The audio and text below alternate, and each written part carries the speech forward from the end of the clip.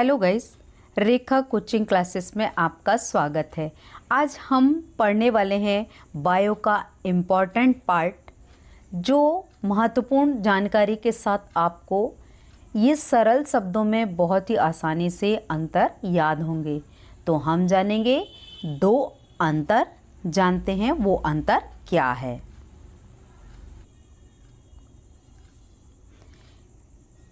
तो आपने वीडियो देखकर ही समझ गए हुए क्या अंतर पढ़ने। तो हमारा पहला अंतर है ब्रायोफाइटा और टेरिडोफाइटा में अंतर। तो आपको याद रखना है कि जो ब्रायोफाइटा और जो टेरिडोफाइटा है, मैं इसका वीडियो डिटेल में कि ये किस ब्रांच से आए, किस शाखा से बने, इसका आपको दूसरा वीडियो डालूंगी, उसमें आपको एक्सप्लेन करूंगी। पर यहाँ पे मैंने केवल दो ही अंतर आपको समझा रही हूँ, तो उन्हें बहुत अच्छे से लिखकर तैयार करिएगा, एग्ज़ाम में भी आता है और इसकी जानकारी आवश्यक है। तो हम जानेंगे ब्रायोफाइटा और टेरिडोफाइटा जो है वो अंतर। तो पहला अंतर कहता है कि ब्रायोफाइटा पत्तेदार या थैलायड शरीर वाले पौधे होते हैं, यानी या तो उसमें केवल पत्ती होती है या फिर थैलस के आकार का। हम अंत में चित्र भी देखेंगे कि वो क्या हैं चित्र। तो याद रखिए, ब्रायोफाइटा जो होते हैं वो या तो पत्तेदार होते हैं या थैलायड होते हैं, थैलस के समान। पर हम टेरिडोफाइटा देखते हैं तो उनमें जड़, तना और पत्तियां मिलकर पूरे प्लांट को निर्माण करती हैं, जो कहलाता है टेरिडोफाइट। दूसरा अंतर बोलता है ब्रायोफाइटा में कोई संवहनी ऊतक नहीं पाया जाता। जब उनमें जड़, तना, पत्ती नहीं है तो संवहनी ऊतक का कोई कार्य ही नहीं। तो आपको याद रखना है कि संवहनी ऊतक नहीं पाए जाते। दूसरा पॉइंट बोलता है इसमें यहाँ संवहनी ऊतक पाए जाते हैं, क्योंकि टेरिडोफाइट्स हैं, इनमें जड़, तना, पत्तियां हैं। तीसरा पॉइंट बोलता है इनमें संवहनी तंत्र, अब भी अपन ने ऊपर देखा, नहीं पाए जाते। तो संवहनी तंत्र जाइलम और फ्लोएम का क्या होगा? अभाव होगा, यानी जाइलम और फ्लोएम नहीं पाए जाएंगे। तीसरा पॉइंट बोलता है टेरिडोफाइट्स में इनमें वाहिका संरचनाएं, यानी जाइलम और फ्लोएम क्या होंगे? पाए जाएंगे। तो आपको ये तीन अंतर बहुत अच्छे से देखना है। पहला बोलता है इसका शरीर जो होता है, इनकी रचना जो होती है थैलेट के आकार की है, और ये जड़, तना, पत्तियों में विभेदित होता है टेरिडोफाइट्स। ब्रायोफाइट संवहनी ऊतक नहीं पाया जाता और टेरिडोफाइटा में संवहनी ऊतक पाए जाते हैं। जाइलम, फ्लोएम नहीं पाए जाते, अभाव होता है ब्रायोफाइटा में, और टेरिडोफाइटा में है जाइलम, फ्लोएम पाए जाते हैं, क्योंकि तभी तो ये क्या करते हैं, पूरे प्लांट में जल और खनिज लवणों को पहुंचाने का कार्य करते हैं। तो अब हम जानते हैं चौथा पॉइंट। हमारा फोर्थ पॉइंट क्या कहता है हम जानेंगे। फोर्थ पॉइंट कह रहा है पौधों में जड़ नहीं होती, उनमें प्रकंद होते हैं। प्रकंद का अर्थ होता है ऐसा उभार जो क्या करता है, प्लांट को बढ़ाने का कार्य करता है। तो जड़ नहीं होती है, प्रकंद होते हैं। पर टेरिडोफाइटा हम देखें तो उनमें जड़ें पूर्ण रूप से क्या होती हैं? विकसित होती हैं, जड़ें पाई जाती हैं। पांचवा पॉइंट बोलता है इस पर कोई वास्तविक तना या पत्तियां नहीं होती। जब जड़, तना, पत्तियों में विभेदित ही नहीं है तो वास्तविकता कहाँ पाई जाएगी? तो इनमें वास्तविक तना या पत्तियां नहीं होती हैं। फिफ्थ पॉइंट बोलता है टेरिडोफाइटा में इनमें असली तने और पत्तियां, जड़ पाई जाती हैं। तो असली का मतलब रियल में, आपको ये भाषा लगेगी कि क्या है, पर आप याद रखिए रियल में इनमें क्या होता है, जड़, तना, पत्तियां हैं वो पाई जाती हैं। छठवां पॉइंट बोलता है इनमें अगुणित कोशिकाएं देखी जाती हैं। अगुणित का मतलब होता है जो डिवाइडेड नहीं होती। अब यहाँ हम टेरिडोफाइटा में देखेंगे तो क्या होगा, द्विगुणित कोशिकाएं टेरिडोफाइटा में देखी जाती हैं, क्योंकि वो क्या होती हैं, विभाजित होती हैं, और विभाजित होकर उनकी अन्य संरचना को क्या करती हैं, निर्माण करती हैं। अब हम जानेंगे ब्रायोफाइटा और टेरिडोफाइटा के जो प्लांट हैं वो कौन कौन हैं, और उनके चित्रों को भी जानेंगे।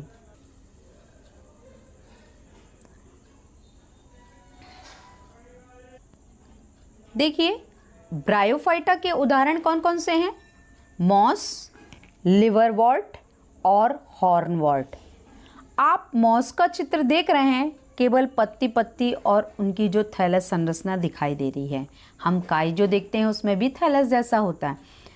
अब दूसरी ओर देख रहे हैं स्पाइक मॉस। स्पाइक मॉस देखते हैं तो उसमें देखिए किस तरह से अलग अलग रचना दिखाई देती है। फर्न जो है उसकी भी संरचना। तो जितने भी टेरिडोफाइटा हैं तो वो जड़ तना पत्तियों में क्या होते हैं? विभाजित होते हैं। तो आप चित्र के माध्यम से समझ ही गए होंगे। अब हम जानेंगे अगला अंतर। अगला अंतर क्या है?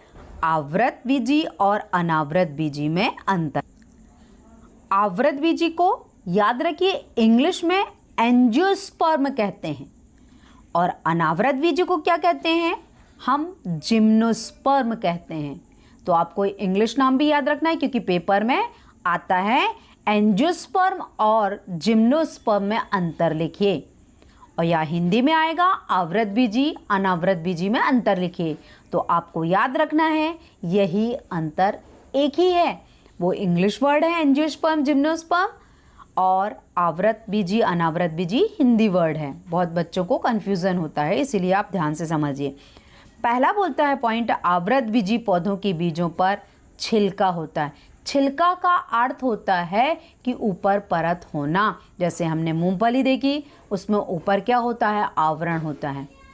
तो वही है, आवृत बीजी पौधों में छिलका होता है। पर हम जब अनावृत बीजी, उसके नाम से ही स्पष्ट हो रहा है अनावृत, जिसमें छिलका यानी जो आवरण है वो नहीं पाया जाएगा। दूसरा पॉइंट बोलता है आवृत बीजी पौधों के बीज जो हैं वो अंडाशय के अंदर संलग्न होते हैं। जितने भी आवृत बीजी होंगे वो कहाँ होंगे? अंडाशय से संलग्न होते हैं। अगला बोलता है अनावृत बीजी में इन पौधों के बीज टहनी पर शंकु के रूप में दिखाई देते हैं। किसके रूप में? शंकु में। अभी हम उदाहरण में भी देखेंगे। आवृत बीजी पौधे फूलों वाले होते हैं, यानी जितने आवृत बीजी पौधे हैं उनमें पहले पुष्प बनेगा। पुष्प बनने के बाद क्या बनता है? बीज बनता है उसकी। तो ये याद रखना आवृत बीजी पौधे क्या होते हैं? फूलों वाले होते हैं। हम अनावृत बीजी पौधे देखें तो वो गैर फूल वाले होते हैं। गैर फूल का अर्थ होता है उनमें पुष्प नहीं बनता। तो ये तीन अंतर हम जाने कि आवृत बीजी पौधों के बीजों पर छिलका पाया जाता है, छिलका मीन्स आवरण, और अनावृत में नहीं पाया जाता। दूसरा बोलता है इनमें अंडाशय बीज के अंदर संलग्न होता है, यानी जो बीज है वो अंडाशय के अंदर संलग्न है। पर इसमें क्या होता है? वह बीज जो है टहनी पर होता है और शंकु के आकार का। आवृत बीजी पौधों में पुष्प यानी फूल वाले होते हैं। अनावृत बीजी जो होते हैं वो फूल वाले नहीं होते। अब जानेंगे हम अगला पॉइंट, चौथा। देखिए हमारा अगला पॉइंट क्या है। अगला पॉइंट कह रहा है आवृत बीजी पौधों को एंजियोस्पर्म कहते हैं। समझ रहे हैं आप? जिसका अर्थ होता है आवरण युक्त, यानी उसमें क्या है? आवरण, इसीलिए उसे क्या कहा? एंजियोस्पर्म। अनावृत बीजी पौधों को जिम्नोस्पर्म कहा जाता है, जिसका अर्थ होता है नग्न बीज। ठीक है, इनमें कोई आवरण नहीं पाया जाता है। हम बहुत सारे उदाहरण देख रहे हैं, वो उदाहरण आपको याद रहेंगे तो बनेंगे। आम, सेब, केला, ठीक है, आड़ू, चेरी, संतरा, नाशपाती, चावल, मक्का, गेहूं, ये किसके अंतर्गत आते हैं? आवरण के अंतर्गत। हम जब इनको यूज़ करते हैं तो पहले हमें ऊपर का छिलका उतारना पड़ता है, ऊपर का आवरण निकालना पड़ता है, तब हम इसका यूज़ करते हैं। यानी इन सब आपने उदाहरण में देखा सारे जो हैं आवरण युक्त हैं, तो ये क्या हैं? एंजियोस्पर्म के उदाहरण हैं। अब हम जानेंगे जिम्नोस्पर्म के उदाहरण। तो कोणधारी जो प्लांट है, शंकुधारी जो प्लांट है वो देख लें, चीड़ देख लें, ठीक है, तालिस पत्र देख लें, प्रशल देख लें, सनोवर देख लें, देवदार देख लें। तो ये जो पेड़ हैं वो कहलाते हैं अनावृत बीजी। ठीक है, आइए हम चित्र के माध्यम से भी जान लेते हैं। आप चित्र के माध्यम से देख रहे हैं छोटे छोटे जो प्लांट हैं वो आपको दिखाई दे रहे हैं। आप उसको जूम कर लीजिएगा और स्लाइड को जूम करने के बाद समझिएगा तो इजी समझ में आएगा। तो आप इतने सारे जो प्लांट देख रहे हैं, आवृतबीजी में केवल एक ही प्लांट है जिसमें पुष्प खिला हुआ दिखाई दे रहा है, ये जो कहलाता है आवृतबीजी प्लांट। अब हम देखते हैं सरसों के प्लांट में बहुत सारे गुच्छेदार फूल होते हैं, उस फूलों के परिवर्तन होने के बाद उनमें क्या बनता है, बीज बनता है आवरण युक्त। अब पर हम जिम्नोस्पर्म प्लांट देखते हैं तो ये शंकुधारी प्लांट होते हैं। इन प्लांट में क्या होता है, बीजों में आवरण नहीं होता है। तो आपने ये अंतर जाना। इस प्रकार हम अगली वीडियोस में फिर मिलते हैं। आज की वीडियोस यहीं तक थी। अगले वीडियोस में हम ब्रायोफाइटा और टेरिडोफाइटा के बारे में डिटेल से जानेंगे। तो thank you for watching my videos. Please like and subscribe.